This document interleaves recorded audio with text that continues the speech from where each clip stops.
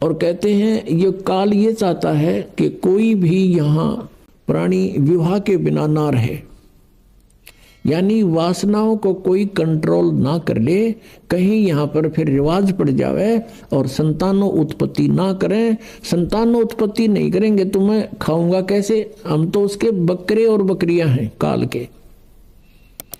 इसलिए उसका पूर्ण प्रयत्न रहता है, भरसक प्रयत्न रहता है कि कोई भी प्राणी वासना रहित ना हो जाए। अब उसने क्या किया, कामदेव को एक पुरुष रूप तैयार करके वहां भेज दिया। अपना आत्मा जैसे ऑल आउट होती है,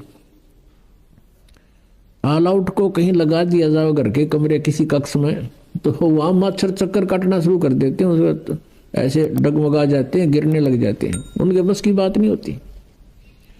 ऐसे एक देव है, उसके अंदर उसने ये गुण विशेष भर रखा काल ने, और वो जाकर के वहां बैठा दिया उसके आसपास। तो उसके कारण भी भगवान शिव जी में कोई अंतर नहीं हुआ, वो तप करता ही रहा। फिर उसने कामदेव ने अपनी पत्नी, उसका नाम रति है, उसको भेजा। वो बहुत खूबसूरत है, भगवान शिव के सामने डांस करने लगी। उसने सारा कुछ कर लिया, भगवान शिव पर कोई असर नहीं हुआ। और यहां तक कहते हैं कि भगवान शिव ने अपना तीसरा नेत्र खोल के और कामदेव को वहां नाश कर दिया, भस्म कर दिया।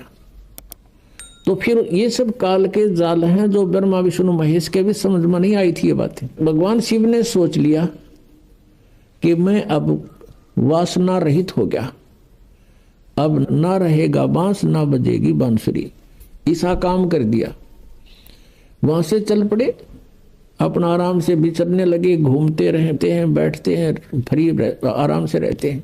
अब काल ने सोचा भैया तो बात बिगड़ेगी, दूसरे और देखम देखा ये ऐसे ही फिर बैठ जाएंगे हठ योग करने के लिए, यह तो बात बनी नहीं, कहीं औरों की भी रुचि ना हो जाए, हम भी भगवान शिव जी की तरह से वासना रहित होएं। क्योंकि सभी ऋषि महर्षि जब साधना की तरफ चलते हैं, ये पांचों विकार इनकी गुद्दी में बैठते हैं, पहले से अधिक प्रभावित हो जाते हैं। तो सभी ने ये चेष्टाएं की थी कि किसी ना किसी तरह पहले इन्हीं राक्षसों को नाश करें और फिर भक्ति करें। ये भी काल का जाल था, बिना ज्ञान के डले नहीं डोए। तो अब भगवान शिव जी की कथा को पूरा करते हैं, फिर ऋषियों को लेंगे। अब क्या हुआ, अब काल ने ब्रह्म ने सोचा ये और व्यक्ति नो सोच बैठेंगे ऋषि महर्षि, भगवान शिव ने तो कर दिया काम, ये तो वासना रहित हो गया और हम पीछे रह गए, कहीं वो भी जा समाधि लावे, इस तो पहला कर दूं काम। कुछ दिन के बाद शिव जी के अंदर प्रेरणा भर दी काल ने कि सुना है हमने कि जब सागर मंथन किया था उस समय विष निकला था, उस विष को मैंने पान कर लिया था, पी लिया था, जिस कारण से मैं अचेत हो गया था। और जो बताते हैं उसमें से अमृत निकला था या शराब निकली थी, दारू मदिरा, 2 कलश निकले थे। राक्षसों ने अमृत का कलश उठा लिया था और राक्षस यदि अमृत पी जाते तो अमर हो जाते हैं। इसलिए भगवान विष्णु ने एक मोहिनी रूप बना के एक स्त्री का और राक्षसों में जाके डांस किया था। कहते हैं बहुत सुंदर थी वो, मोहिनी रूप में भगवान बड़े सुंदर लग रहे थे और राक्षस मोहित हो गए थे। राक्षसों से वो अमृत का कलश सिर पे रख के डांस करती करती उनको मदहोश कर दिया था। वो कलश दूसरी तरफ पकड़ा दिया था और मदिरा का कलश सिर पे रख के वापस उनको दे दिया था। तो उस समय भगवान विष्णु कहते हैं मोहिनी रूप में बड़े खूबसूरत लग रहे थे। अब भगवान शंकर के मनमाई के भगवान विष्णु के पास चलते हैं, तो ठाली हो गया था ना पार्वती साथ में, तो चलो वहां बातचीत करते हैं और उनसे वो रूप देखूंगा। अब मैं होश हवास में हूं भाई, उस रूप को पूछूंगा कैसा रूप था, एक बार बना के दिखाओ। इस उद्देश्य से भगवान शिव जी आगे विष्णु जी के लोक में और बैठ गए उनकी पौड़ी में आके, उनके गेस्ट रूम में बैठ गए। विष्णु जी पता लगा अंदर से आए, कुशल मंगल हुई। कुछ देर के बाद भगवान शिव ने अपना उद्देश्य जाहिर किया, प्रकट किया कि मैं इस उद्देश्य से आया हूं। मैंने सुना है कि आपने सागर मंथन के समय एक बहुत सुंदर मोहिनी रूप बनाया था। भगवान मैं देख नहीं सका था, आज कृपा मुझे वो रूप बनाकर दिखा दो। भगवान विष्णु हंसने लगे कि हे भोलेनाथ, वो तो कोई सर्कमस्टांस थे और जब वो बनाना पड़ गया, ये बताओ नहीं रूप बनाऊं, कोई बात हुई या मुझे शर्म लगेगी। अब भगवान शिव जी कहने लगे कि जब तक आप मुझे वो रूप बनाकर नहीं दिखाओगे तब तक मैं यहां से नहीं जाता। मैं तो ये बैठ गया और बैठ गया उनके द्वार का आगे पार्क में, बगीची में हठ योग करके। भगवान विष्णु ने सोचा कि 88,000 वर्ष तक ये उड़ा बैठ का आ गए, अरे भी इसने चिमटा गाड़ दिया, ये उठे नहीं। इससे पीछा छुटवाने के लिए भगवान विष्णु ने कहा, वहां तो उनसे कहा कि नहीं ऐसा नहीं हुआ करता, ये मुझे शर्म आती है, मैं नहीं ऐसा कर सकता। यूं कह के अपने घर में अंदर चले गए महल में। वहां से अंतर ध्यान हो गए और उसी बाग में, सामने भगवान विष्णु का बाग था उस रेस्टोरेंट का, उसमें कुछ दूरी पर एक सुंदर लड़की का रूप धारण कर लिया।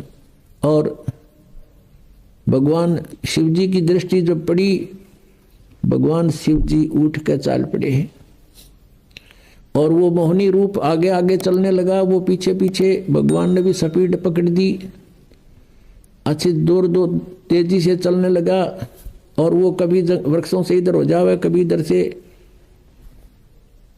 और जाके भगवान शिव ने उसका हाथ पकड़ लिया। पहले भगवान शंकर पूछ रहे थे विष्णु जी से कि ईसा मोहिनी रूप क्या हो गया, सारे बावड़े बना दिए हुए राक्षस, उन सेना रहे आग भी, तो उसने कलश भी बदल दिया, ऐसे कभी हो सकता है, नू कह रहे थे। तो जब उसने देखा भगवान शिव जी ने सीधे चल पड़े, लड़की तो ऐसे ऐसे चल रही है छड़ों से कांटों से बच के, और भगवान शिव जी सीधा कांटा में गौ लिया बाईपास, और जाकर उस लड़की का हाथ पकड़ दिया। जो ही उसने हाथ छुआ उसी समय भगवान विष्णु जी अपने रूप में खड़े हो गए और हंसने लगे। अग भोलेनाथ उनको नो मूर्ख बना दिया, जैसे इतने काटे भी ना दिखे, माँ छड़ा में आ गया सीधा।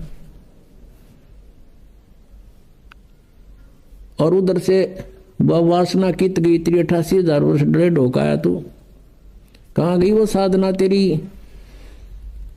इसके विषय में परमेश्वर कबीर जी कहते हैं,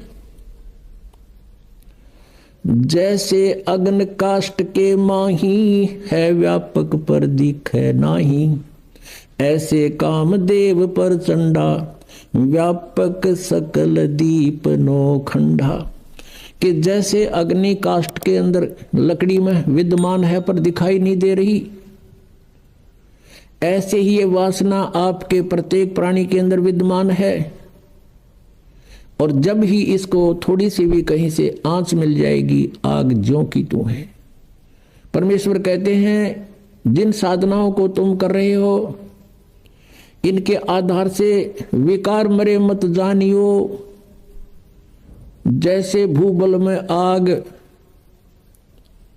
जैसे गोस्सा होता उपले, या कोई अग्नि को जो लकड़ी जल जाती है धंधकती रह जाती है, उसको अंगार बोलते हैं। उस अंगार को राख में दबा दिया जाता है और कुछ घंटों के बाद उस राख को ऊपर से ऐसा लगता है जैसे ये बिल्कुल शांत हो चुकी है, उसमें कोई हीट नहीं रहती, गर्मी नहीं होती।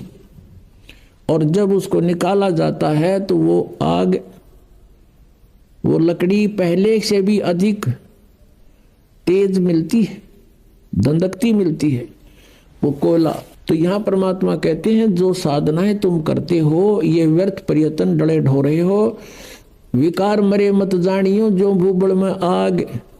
ये थोड़े से दिन शांत हो जाते हैं और जब भी अवसर आता है ये नो के नो एज इट इज मिलते हैं। इनका तरीका बताया परमात्मा ने, जो हम साधना बताएं और ज्ञान आधार से ये आपके जो विकार हैं ये शांत हो जाएंगे और धीरे धीरे ये बिल्कुल नॉर्मलाइज हो जाएंगे। खत्म नहीं होते लेकिन नॉर्मलाइज हो जाएंगे और ज्ञान के रस्से से ये बांध दिए जाएंगे, फिर ये हिल नहीं सकते। अब कितना ही शरारती पशु है, उसने अच्छा करड़ा बांध दिया, मोटे रस्से थे, वो करें जाएगा फू फू, अपनी थोड़ी बहुत रेंज होती है उसकी, तो वो हानि नहीं कर सकता। ऐसे ये परमात्मा के ज्ञान से और इस भक्ति की शक्ति से ये ऐसे कंडम हो जाएंगे।